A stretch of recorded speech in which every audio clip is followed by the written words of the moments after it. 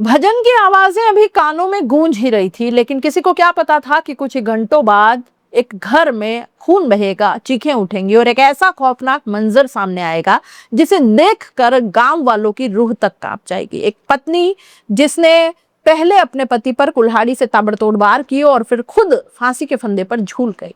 लेकिन इस पूरी वारदात को और भी ज्यादा रहस्यमय बना देता है वो आखिरी ऑडियो, जिसमें उसने सिर्फ इतना कहा कि मैं मरूंगी और मारूंगी, दादा अलविदा। उदयपुर के गोगुंदा थाना इलाके के मजाबड़ी गांव में हुई ये घटना पूरे इलाके में सनसनी बन गई है। गांव के लोग अभी तक समझ ही नहीं पा रहे हैं कि आखिर 1 साल पहले तक हंसता खेलता दिखने वाला ये दंपति अचानक मौत और खून की इस भयावह कहानी तक कैसे पहुंच गया। बताया जा रहा है कि 24 साल का उमेश गमेती, उसकी 21 साल की पत्नी दुर्गा गमेती गुरुवार रात गांव में आयोजित एक भजन संध्या कार्यक्रम में शामिल होकर लौटे।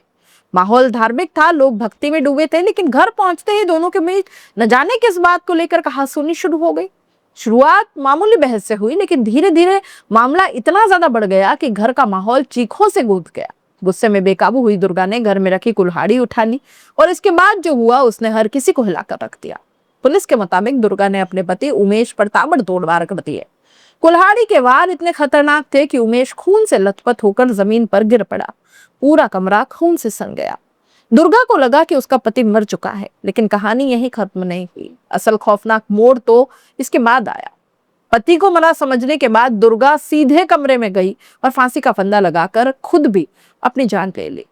एक ही घर में एक तरफ खून से सना पति जिंदगी और मौत से जूझ रहा था और दूसरी तरफ उसकी पत्नी भी फंदे पर झूल गई।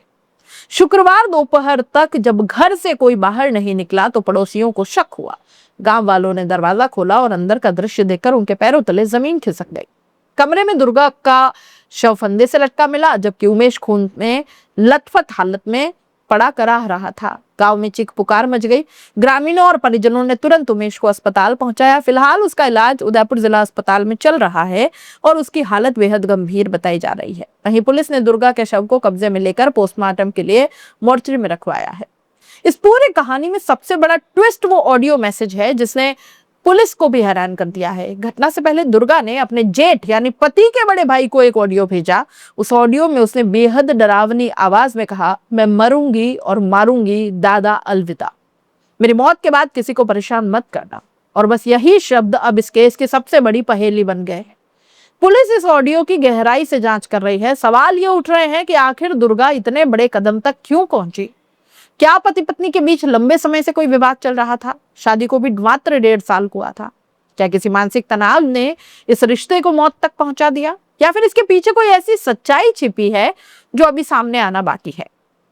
गोगुंदा थाना अधिकारी श्याम सिंह चारण के मुताबिक शुरुआती जांच में मामला घरेलू विवाद का लग रहा है, लेकिन पुलिस हर एंगल से जांच कर रही है।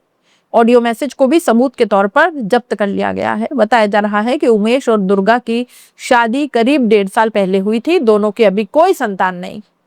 गांव वालों के मुताबिक शुरुआत में दोनों के रिश्ते सामान्य थे, लेकिन पिछले कुछ समय से दोनों के बीच तनाव बढ़ता जा रहा था।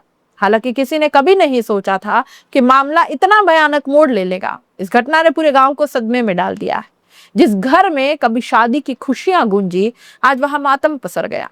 एक तरफ पत्नी की लाश, दूसरी तरफ मौत से लड़ता पति और बीच में वो आखिरी ऑडियो जिसने हर किसी के मन में डर और सवाल दोनों पैदा कर दिए।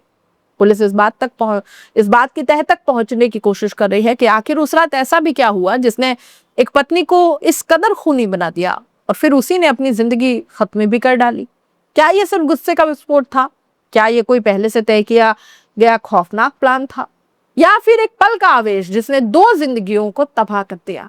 फिलहाल इन सवालों के जवाब पुलिस जांच के बाद सामने आएंगे, लेकिन उदयपुर की यह घटना एक बार फिर ये बता गई कि रिश्तों में जब संवाद खत्म हो जाता है तो कई बार अंजाम बेहद खौफनाक हो जाता है।